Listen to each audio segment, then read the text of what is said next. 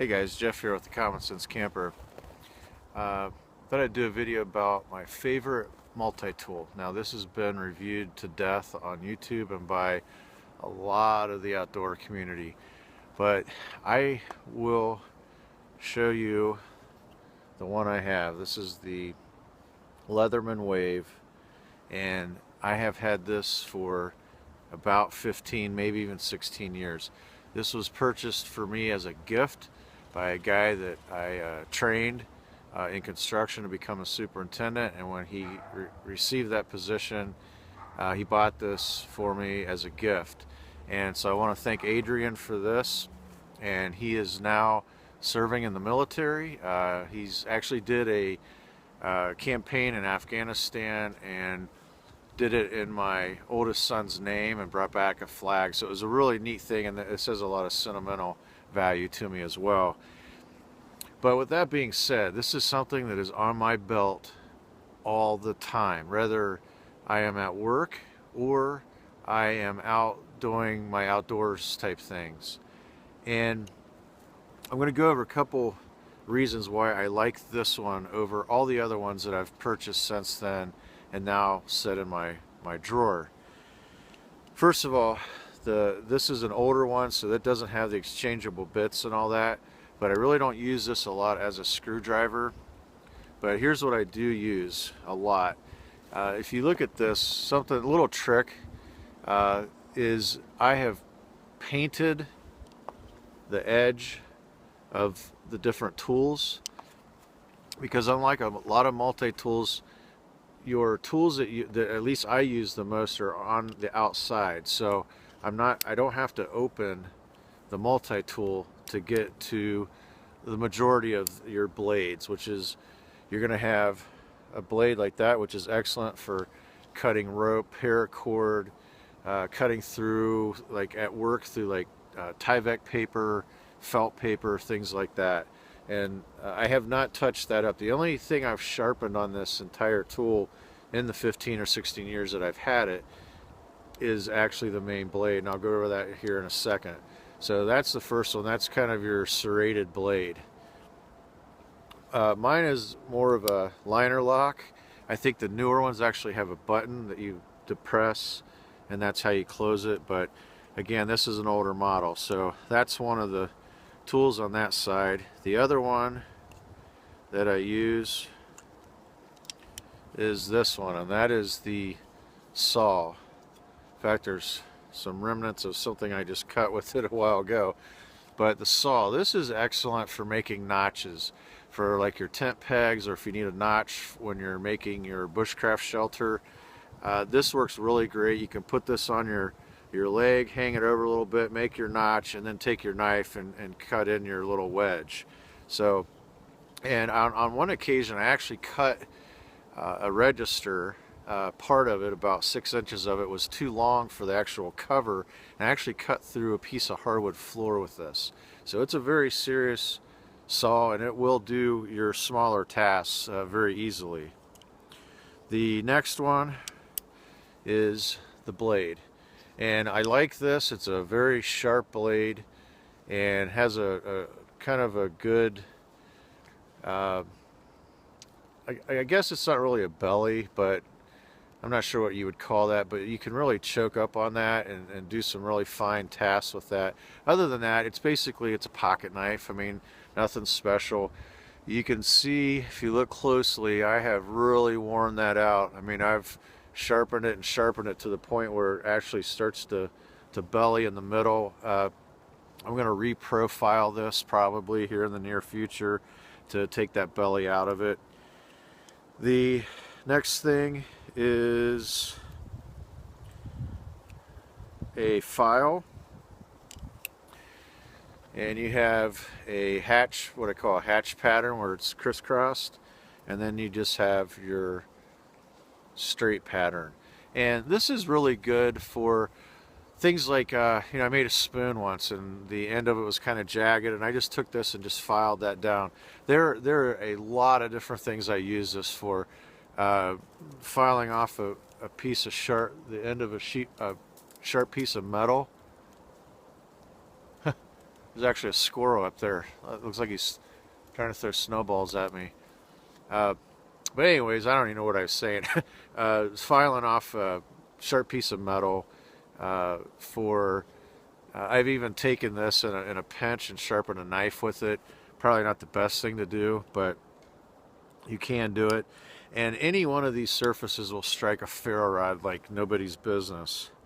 Now, we go to the inside, and you have a really good pair of pliers. You can, and I have, actually pulled out splinters with those pliers. They are that detailed and that refined, even after this many years. And I have done it as recently as, oh, here I'll show you, as of a week ago. I got a splinter in there and actually removed it with this. It also has a pair of cutters there, and those are serious cutters. Now, a lot of people ask me, can you cut fence with this? I have cut fence with this.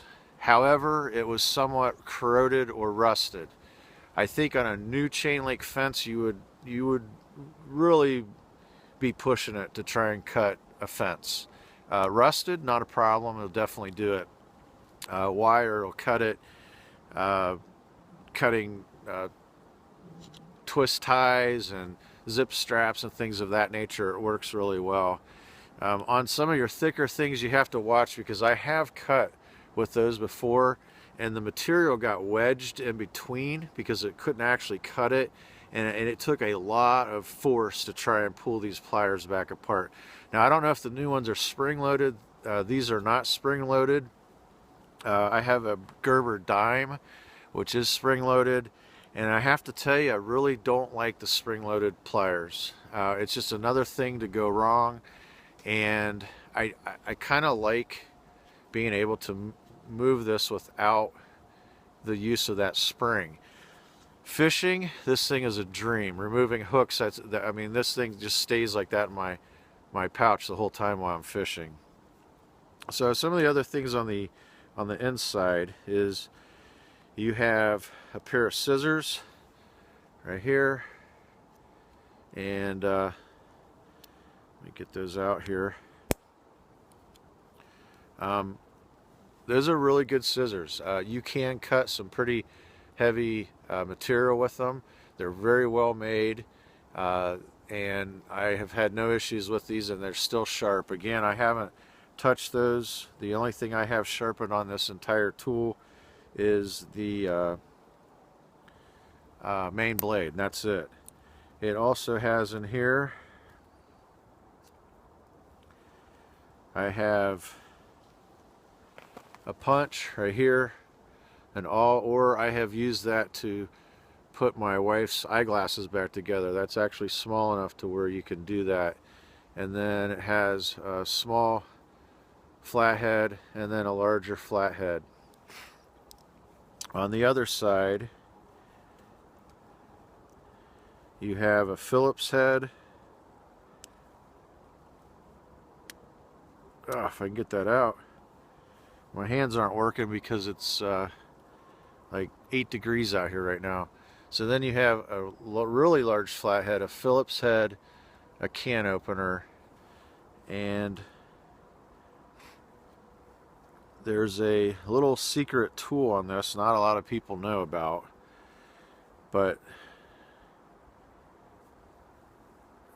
right here on this can opener, if you look real close, you can actually strip wire with that, and that is actually a lot easier to use than the plier part, because especially with like low voltage wire, it will strip it right off, and you can use it, you do it manually, so you can kind of feel the amount of pressure and don't actually cut the wire in half. Then there is this little thing, which is, I'm assuming, is some type of a lanyard hole. I've never used this. The way I put this back in the pouch is actually leave that up, because it helps open up these other tools on this side. I wish there was another one of those on this side that would allow you to pop those tools up, because they do they are in there pretty recessed. They are pretty tight in there, and I find that the other side is kind of hard to get to at times, and you got to kind of pull out everything with it, including the scissors to get to that other side.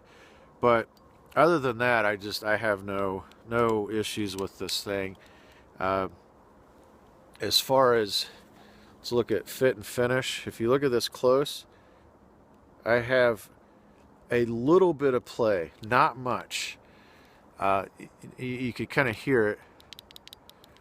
All right, but that's not fair because that's actually hitting the other side. But there is a little play in it, just a touch, and it's been that way for about 4 years, and it has not gotten any worse. The other thing that I like about Leatherman is that they stand behind their products 100%. I have other friends that have these, and I had one that a buddy of mine that actually broke the Phillips head on it, and he sent it back and they replaced it and gave it a little spa treatment and everything, sharpened up all the blades, tightened everything. So yeah, you're going to spend a lot of money. These are upwards of $80 on up to $130 depending on what type of Leatherman wave you get. But I wanted to do a review of mine because there's a lot of guys out there who have done these and they're kind of unboxing type videos, and this is a tool that I have used more than anything else that I have in my life, period. This tool right here, and it is a go-to by my side all day long. So nothing fancy. If you ever see me out somewhere, I promise you I will be the one guy with the multi-tool that really does have it attached to his hip at all times unless I'm sleeping. So that's one piece of kit that you're going to spend a lot of money on, but I am here to verify and vouch that you will have that for a long time, and you will be handing it down to your kids and grandkids.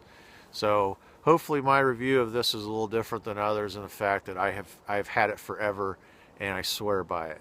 So this is Jeff with the Common Sense Camper, camping out.